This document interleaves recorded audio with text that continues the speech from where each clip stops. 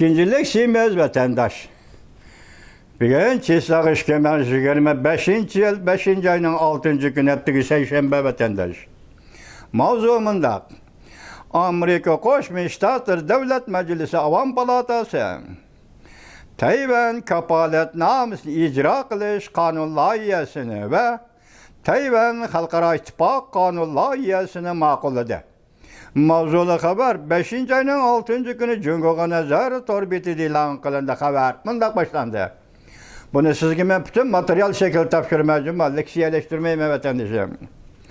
Amerika Koşmuş Ştatlar Federasyonel Avam Palatası bugün Tayvan kapaletnamesini icra kılış kanun layihası ve Tayvan Halkara İttifak kanun layihasını karşılıksız bir ağızdan makulladı. Planla sırtığı çıkarıp etkenden başka müşketine düşenmedim.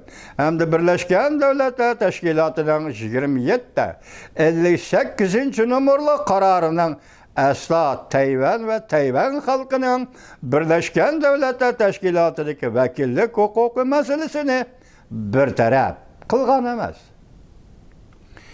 Dep qarab, belki yani Amerika Koşmuş Ştatlarının özünün təsiri ve halkara sözlem hukukudan faydalanıp, Beijing'in halkara teşkilatlar da bu kararnamını burmulap düşendirişine karşı turuşu talep kılındı.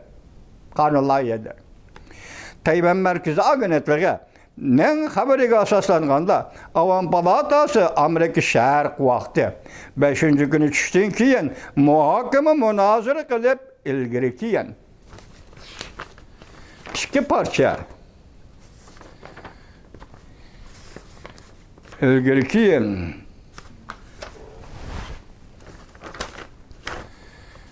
İki parça kanun layihası makulladı. Cümleden bu kanun layihasıyla Tayvan kapaletnamesi icra kılış kanun layihasını ve Tayvan Halkara İttifak kanun layihasını öz içine aldı.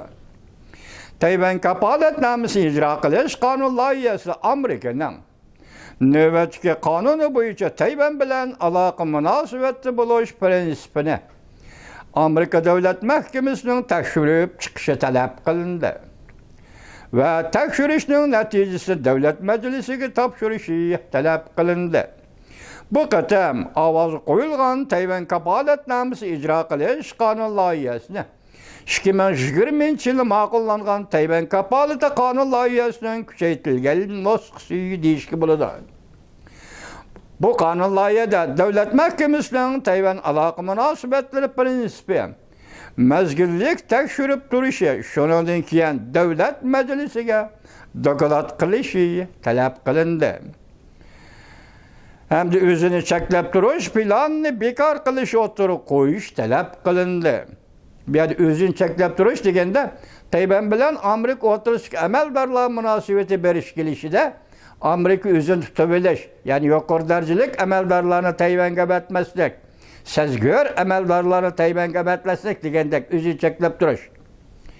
Özünü çeklep duruş planını bekar kılış. Şu kanun layihasında talep kılındı. Demek Tayvan emeldarları Amerika'ya ziyaret gelsi buldu. Amerika emeldarları Tayvan'a ziyaret gelsi buldu. Ala şerada. Hukuk mandat verilir gengevetenler. Amerika Koşmuş Ştatları Cumhurbaşkanı hükümeti bilen diplomatik münasebeti üzgendiğin keyin aynı çağda. Amerika Koşmuş Ştatları Devlet Mahkemesi hüccet tayarlap Amerika diplomatiyasını kalıplaştırgan idi. Her bir işte emeldarları ve başka emeldarlarının Tayvan emeldarları bilen özara berişkiliş kılışlarının kızılsızlığını belgelep çıkan idi. 2021 yılı 1. ayda şu vaktki devlet işlakatı Mike Pompeo vazifeden şu şarpısıyla Tayvan siyasetindeki özünü çekleydiğen çeklimlerini emelden kaldırıp Tayvan bilen alaka münasebetli buluştan barlık prensiplerini emelden kaldırgan idi. Sabah Prezident Joe Biden Aksaray'a kirgen deyinken prensiplerini asliga keltirgende kılsı mı? Lekin Tayvan bilen bolgan alaka münasebetlerini keng kuşada koyup etip Amerika məmurlarının daimi digidək Amerikanın münasibətli orqanları da Tayvan əməldarlarını kütüb elişiğə yol qoydu. Hem Amerika əməldarlarının Amerikanın Taybida turuşluq vakaletxanasıga berip gelişiğe yol koydu. Bugünkü günde Amerika Qoşmuş Ştatları Devlet Mahkemesi başlığı bulup turgan izchil meydanı bilen Tayvanga dost bulup Cumhuriyet Kompartiyasiga qarıştırdıgan ötkende bir qancha qatam Tayvanni qo'llaydigan qonun loyiha o'tirib qo'ygan davlat ishlar kotibi Marco Rubio'ning ve Amerika Qo'shma Shtatlarining Tayvan bilan bo'lgan aloqa munosabatlari prinsipini qandaq bartaraf qiladigan tashqari dunyoning bu qatam qonunlar tashqari dunyoning diqqatini jalb qildi. Bu qatam bu qonunlarda Amerika'nın ittifaqdoshlariga va sheriklariga muvofiq vaqtda Cumhuriyet Kompartiyasining Tayvan bilan diplomatik munosabat o'rnatgan yoki diplomatik munosabat o'rnatmagan davlatlarning Tayvan bilan munosabat qilishiga ilhomlantirildi. Müşahata okuldu mu kanlara? Bu katın bu kanunlarda Amerika'nın ittifaqdaşlarına ve şeriklerine muvaffak vakitte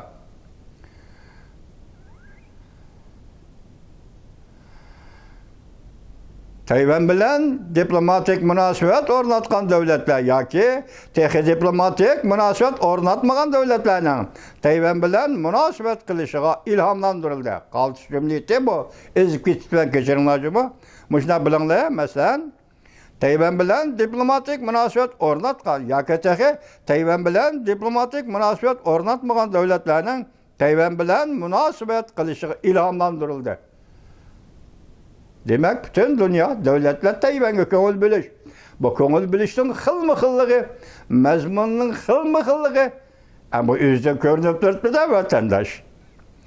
Avam Palatasi Tashqi munosabatlar komitetining raisi, Cumhuriyetçiler Partisi mansubi Brain Mast og'zaki ovoz berishdi. Biron munda ko'rsatdi. Agar Cumhuriyet Kompartiyasining Amerikanın o'rniga o'tib, dunyoga rahbarlik qilish qarniyatiga qarshi turadigan bo'lsak, pozitsiyamizni aydınlaştırıp, qat'iy holda Tayvan bilan bir safda turib, ish boshlashimiz lozim. Takrorlaya, anglab turing.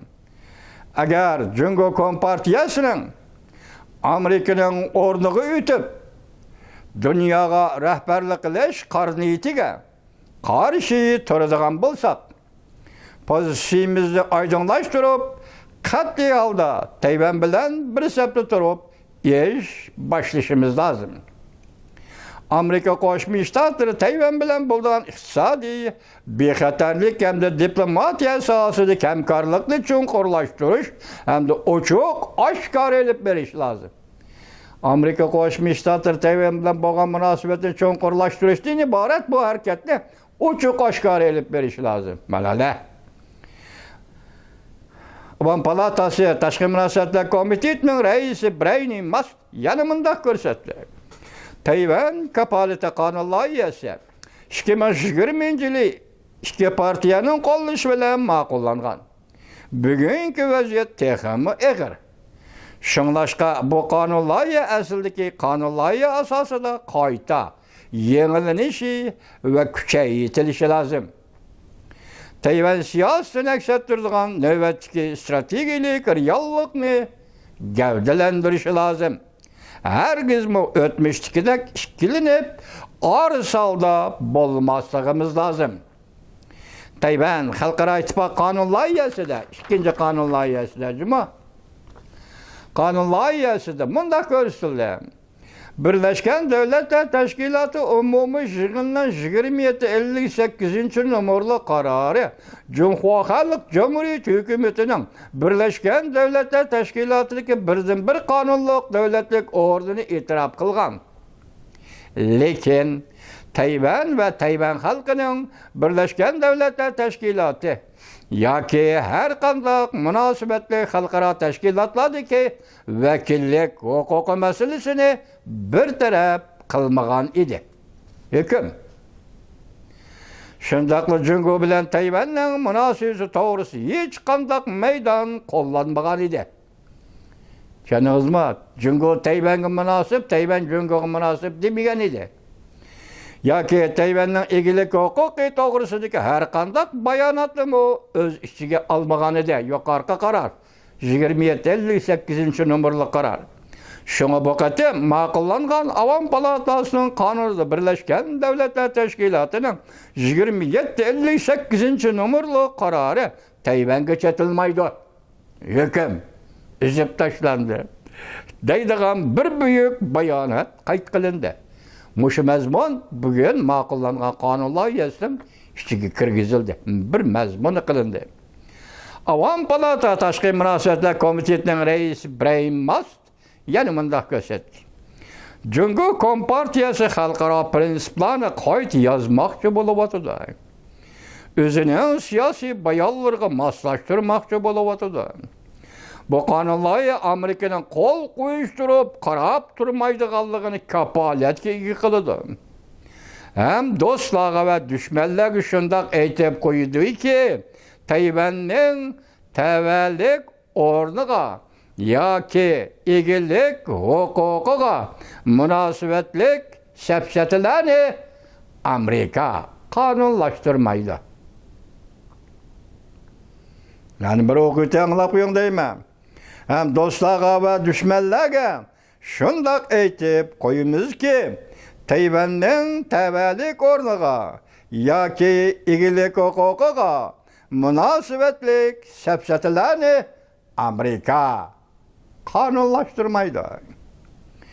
Amerikaning bu qonun loyihasi Avam palatasi, Kengash palatasi yozma shaklda birdek nusxa e'lon qilgandan keyin prezidentning imzo qo'yishiga yo'llanadi.